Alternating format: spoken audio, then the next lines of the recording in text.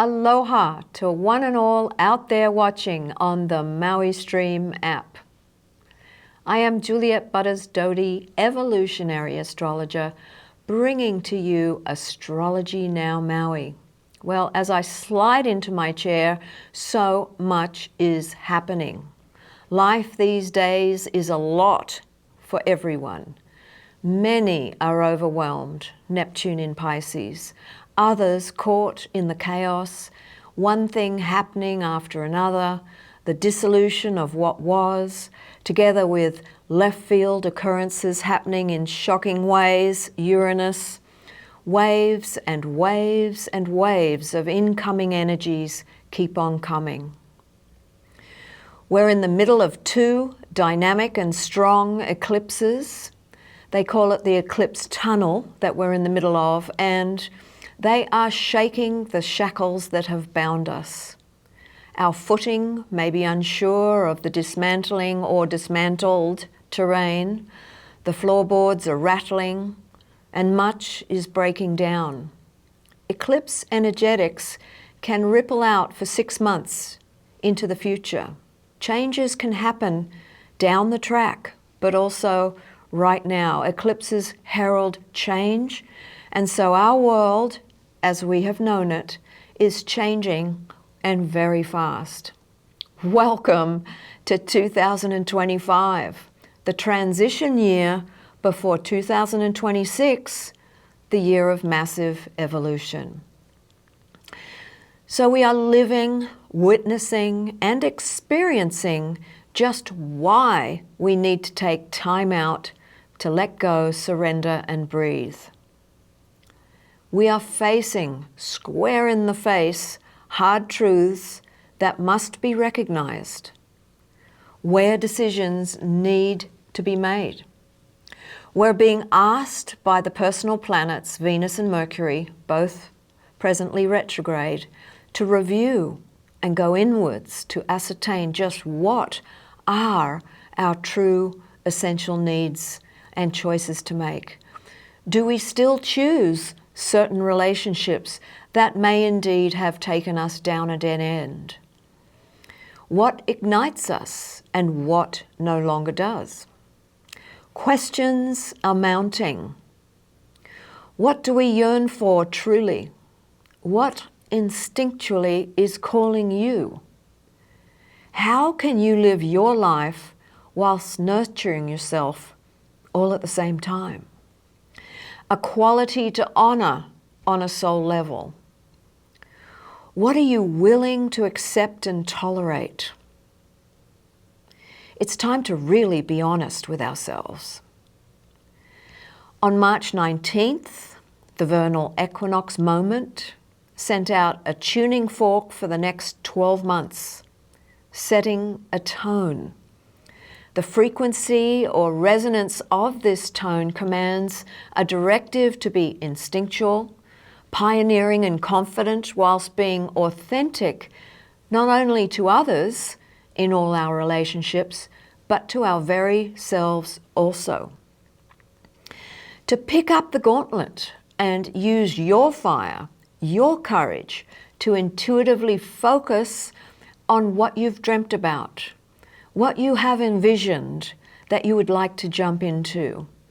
Time is getting much closer for the launching of projects. By the way, as planets are still retrograde, we are still in a yin phase, a reflective time period, and not really so much for doing things, going for things quite yet. May 1st, Mars comes out of his shadow, completing an 8-month review period of what impassions us. What do we desire? We've questioned our will and our motivations as to why, and by mid-May, the year will finally feel like it's just beginning. Just after the Aries equinox, we did reach the Aries-Pisces Venus retrograde moment, which really is the Venus star point, the midpoint between when Venus began her retrograde and when she comes out. So this is marked by the Venus-Sun conjunction, known as the Venus star point, and that happened March 23rd. And this is when Venus is closest to the Earth, between Earth and the Sun, channeling the solar life force through her beautiful heart. She is bathing in maximum light. This is part of her creation of one of the points in the six-pointed star over the 8-year cycle to complete the star itself. The Venus star point Cazimi, combust with the Sun, that culminates at 2 degrees of Aries on March 23rd.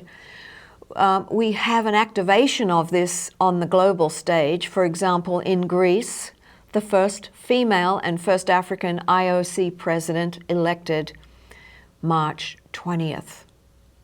So that's a big one. Venus meets up together with retrograde Mercury at 2 degrees of Aries with Manwe, the creator god who supposedly created our universe, a powerful meetup indeed. So what do we value? How do we want to communicate the creative genius out into the world to create finally this new world, this new earth? So let's get to this partial solar new moon eclipse in Aries, and it's at 9 degrees, and Celestia, the goddess of higher love and crystalline light, sits less than a degree to the Sun and Moon in Aries, infusing us with her light codes. Wow. Mercury retrograde is 0 degrees of Aries on the now very hot creator world degree that just keeps on being addressed, keeps on being triggered, calling for a rethink about what do we want to create out of the many ideas cooking in our minds.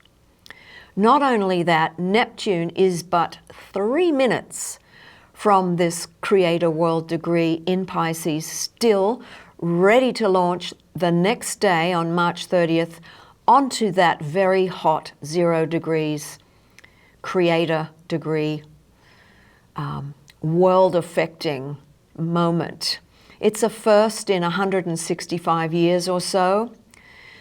So we're looking at many, many endings and lots of beginnings. Anything can happen at this point, and much just keeps on happening. So Venus on the 27th of March, just 3 days prior, heads into Pisces for us to dissolve and contemplate with the mystical and the magical, to feel more deeply our relationship to our source, merging with Neptune completely at that 29-degree mark, taking love to the higher echelons, taking us all into the higher dimensions for deep communion if we choose the opportunistic offering given.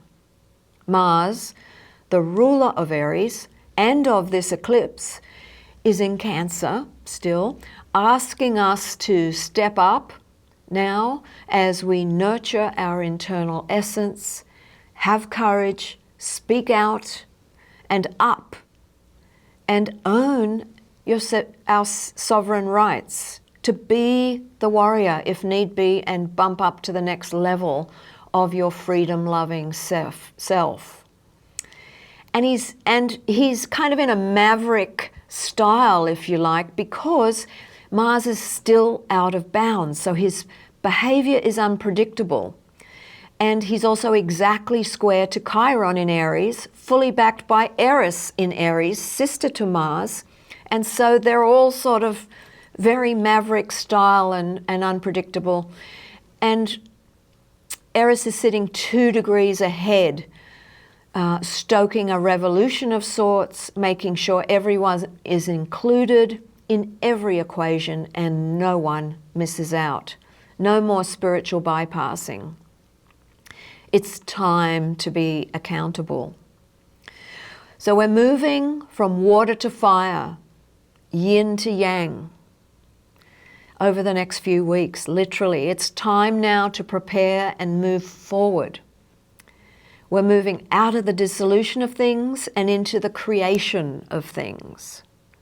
We'll have a practice run, as I mentioned in the last recording, over the summer, and then we will go back to letting go again, and we'll know then, it'll be much clearer what needs to go.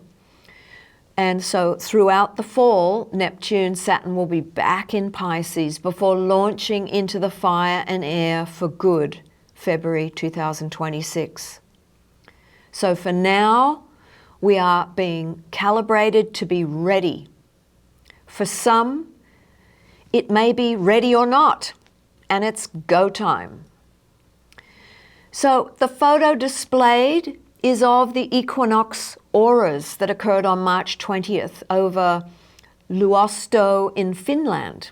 And thanks to the Russell-McFerrin effect, the aurora showed up very nicely according to the reports from the photographer Zoltan Kolath. What an amazing photo. So I've not mentioned the strong CMEs, which are coronal mass ejections, which cause the auroras, and that's to our benefit because they're so beautiful. So these coronal mass ejections are being ejected from our sun earthbound, and these are the upgrades that we're receiving.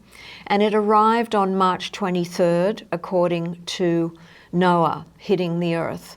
So remember that these radiations of energies, they're upgrades for us, preparing us to handle greater and greater levels of frequency. And so rest and integration time is needed. The symptoms can be fatigue, a little bit irritable, insomnia for some. I mean, most people feel these symptoms. So take care of your dear selves. And we'll see you next lunation, April 12th, with the full moon in Libra, and that will also be the day that Venus comes up from the underworld and becomes a morning star. And by the way, she rules Libra, so she'll be right on time for that full moon in Libra. A hui ho.